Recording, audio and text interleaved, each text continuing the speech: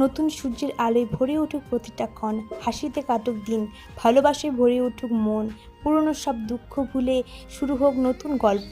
এই বছর হোক জীবনের সবচেয়ে সুন্দর অধ্যায়। তো হ্যালো সবাই, সবার প্রথমেই জানাই শুভ নববর্ষ। সকাল সকাল বেরিয়ে গেছিলাম বাজারে, যেহেতু জামা কাপড় কেনা হয়নি তাই একটা গেঞ্জি কিনে নিলাম।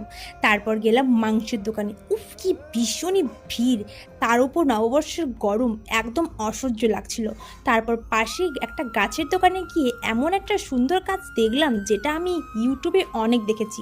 গাছটার সঙ্গে সঙ্গে কিনে নিলাম। তোমরা যদি দেখতে চাও অবশ্যই কমেন্টে বলো, এর পরের ভিডিওতে অবশ্যই দেখাবো। সব কেনাকাটার শেষে বাড়ি ফিরে এলাম, তারপরে নিম পাতা তুলে নিম বেটে গায়ে মাখলাম। তোমরা কে কে নববর্ষের দিন নিম পাতা বাটা মাখো অবশ্যই কমেন্ট করে বলবে।